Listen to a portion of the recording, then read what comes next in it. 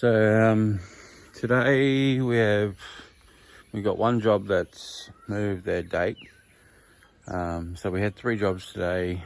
We got a tile roof today, which is the first up, with probably some extras on it. He wanted to get some stuff done around the back, so we'll look at that when we get to it. And we got another real estate job, which is a metal roof and the gutter. So we'll look at that job when we get to it. We already got it, so we're going to do it. So we've got 2 roofs today, 1 gutter. The other job's transferred or moved. So we'll look at that one a little bit later. But just wanted to talk about the 10 gallon that we transferred over yesterday. And I'll explain what I'm doing and what I keep. So we put the new 10 gallon on yesterday. So the biggest thing is we kept all the old connections, because these are the new ones that it comes with, which are fine. They get the job done. These are fine, but the T-pieces are very weak, so over time they do crack and start leaking. So I've made new ones. These are about $10 in parts, and then just clamp them on with stronger clamps, and then it just works the same thing. Instead of that, you got that, which is much beefier, so there's no weak points in that there. So every time you do put on your 10 gallon, you want to tighten up all your bolts, not like tight, but you just want to double check them. So in freight, sometimes they come loose, or they'll come loose from the factory. You want to check all your components. This is one of the main problems with these units is this clip is loose. It does clip in there a little bit. Might need to put a little bit of super glue or something on that so it just stays tight.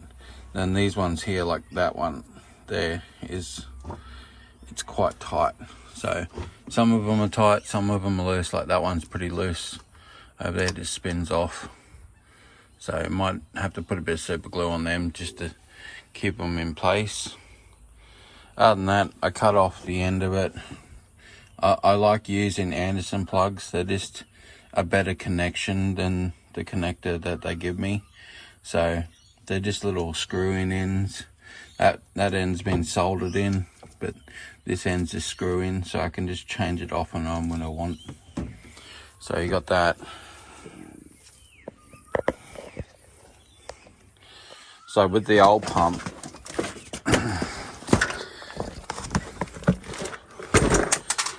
so with this one here, the engine or the motor itself has stopped working. So we will keep this one as backup, because if the pump heads fail on that machine, we can take the pump heads off this one and put it straight onto there, and then we got another unit without spending any money.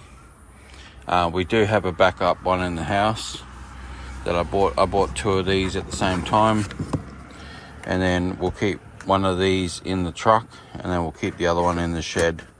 So we'll keep that in the shed for now, until we need it, and then we can strip it out and fix that one when something goes wrong. So what we have here is we have a concrete tank.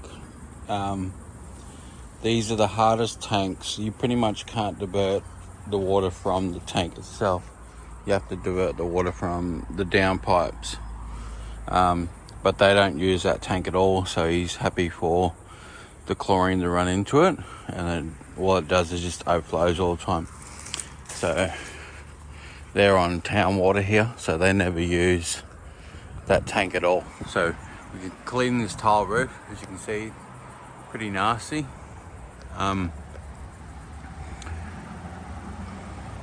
then we're not going to cut anything, we're just going to wash it and then let it run down there and then run out, because they don't use it. Looking at that tank, I just had a near-death experience. I just stepped on a little baby brown snake. I didn't even see him under a little palm leaf. He didn't strike me. He just wanted to get away. So that was pretty close. That was a bit scary. But this is why you have to wear shoes and be careful when you're going into those areas, because you just don't know. It is snake season right now, so they're out and about. So we'll just leave him alone and we'll move on to the roof.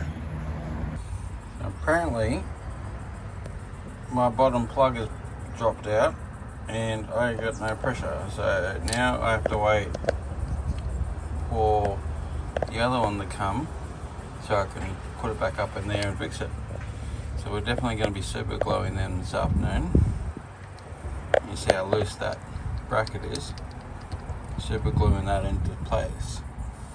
So these are just the ongoing problems that you have with these pumps. So the question is, can you clean a tile roof from the ground? The answer is yes. I've got a 4-foot platform ladder, got my hose. The only reason I need to be up 4 foot is to get that front tile edge, because that's the hardest one to get. The rest of it, you can get the whole top. No problem with that. That front tile edge, you have to get right up the top. It's the hardest one to finish. Other than that, you can get both sides of each tile from the ground. Give it a nice good soak.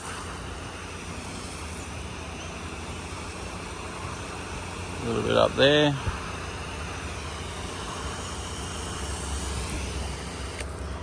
And you watch it just fall off that end. So as you can see, the roof is just coming up. We've got a little bit overcast.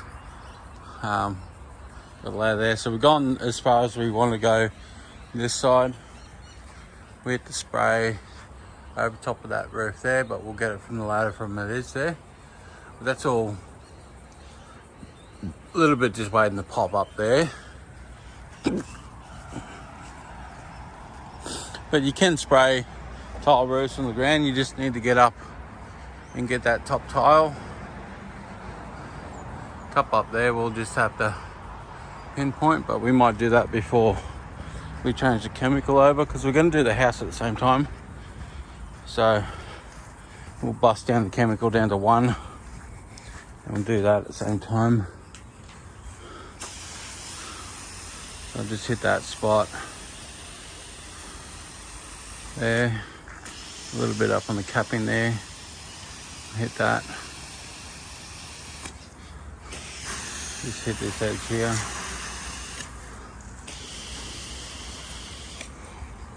So there's not too much to do there, but before we hit this side, we'll change it back.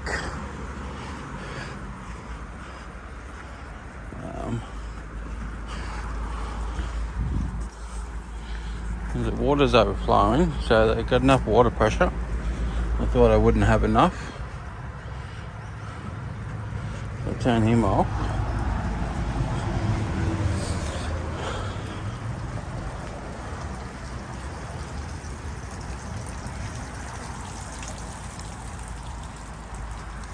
So then chuck the water back, chemical up to 1%, soap, stay on.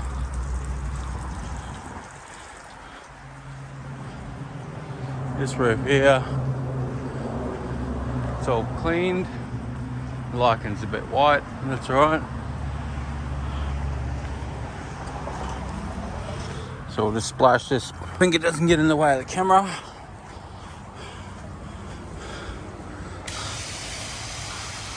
So still got 6% in this line. We'll just hit that little bit there, left again. Try and go over the roof and hit that capping all the way down the middle. A little bit of the front roof so it just flows over. Alright, and we just give the house a good soak up.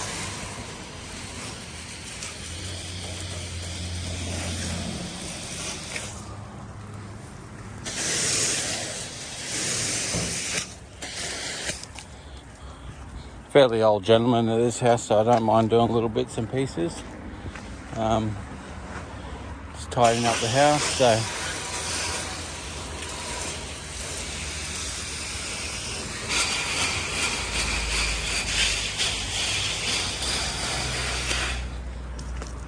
just a little bit extra things. Sometimes it pays out, sometimes it doesn't pay out. But at the end of the day, I'm just doing it as a goodwill and a gesture, not so much to see it result into anything. Sometimes I just like to do things for free, just to help people out. Just clean things up. So what we'll do is we'll drop back to the truck. Now we've just got that little bit there left to do.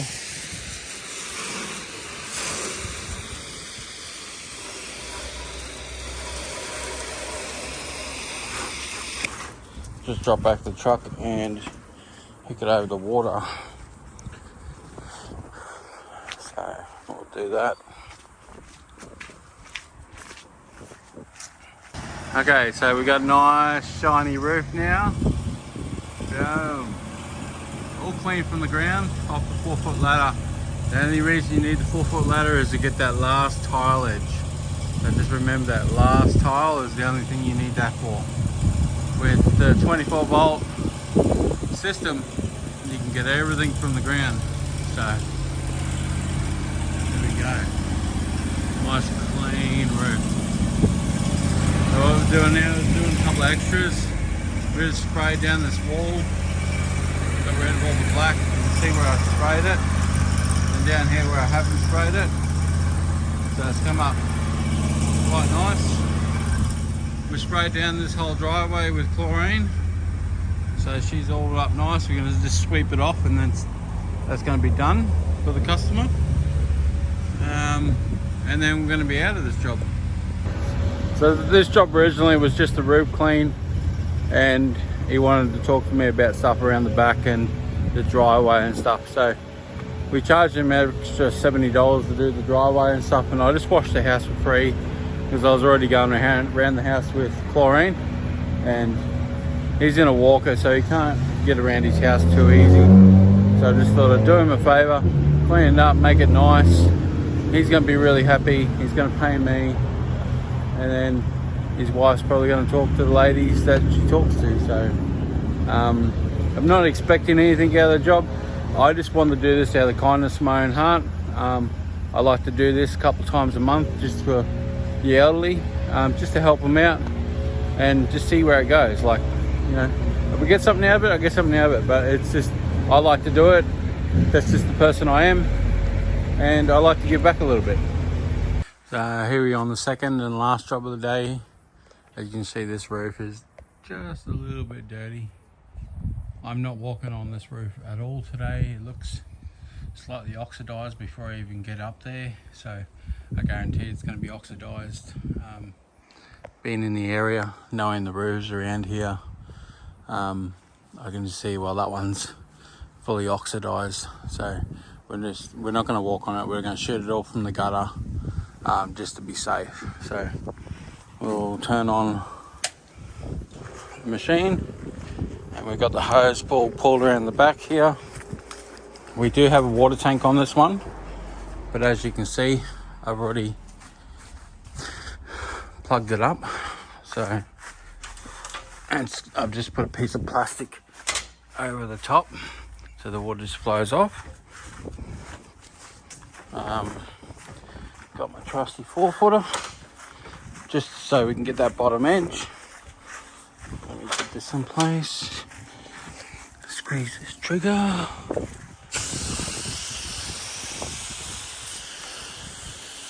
So this gets rented out tomorrow.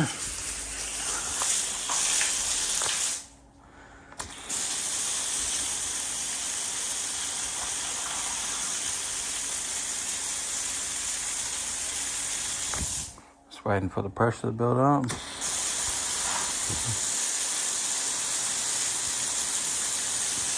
Got chemical coming through.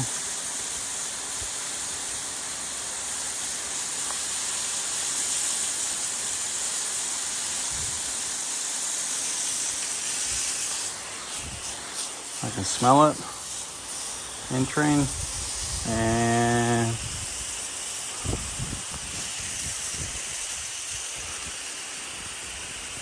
there it is.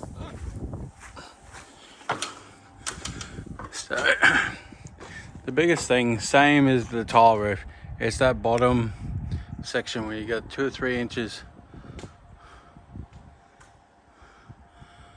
of growth down the bottom. That's going to be the pain. You got lichen spot there and a lichen spot up the top there, but that'll just turn white with a pretty low mix. But I can already see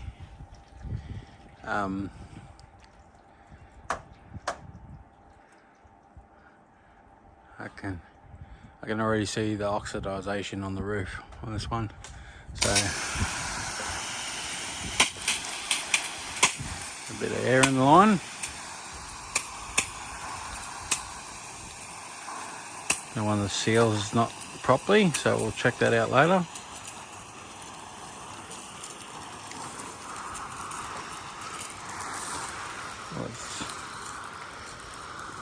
It's going to go now. I don't know what's going on here. I don't know, we'll go back. Just a bit of air line.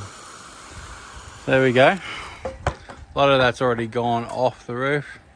As you can see over there, a lot of that's already gone.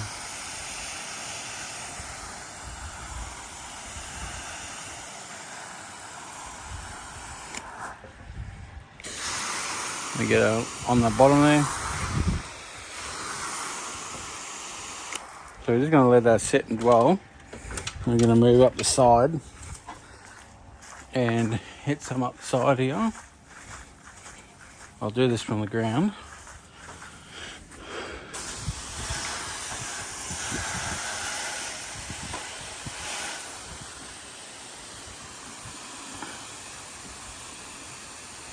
So I can hit the peak pretty easy.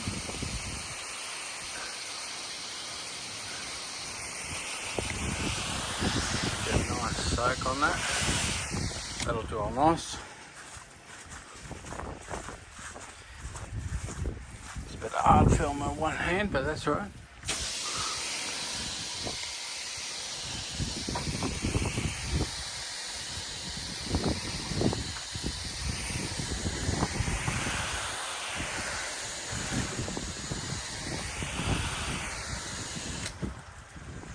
And that's pretty much it, and we'll go through, we'll let that dwell, rinse it off. It's already started on that end. We'll get the rest of this roof.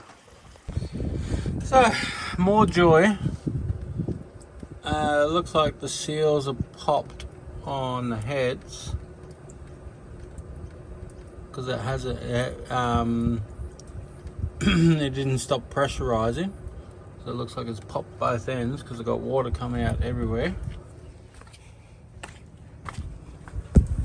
Pump's only been in there for 1 day, so they're both coming out both ends. So I'm gonna have to ring up and see about that. We just finished this roof in time.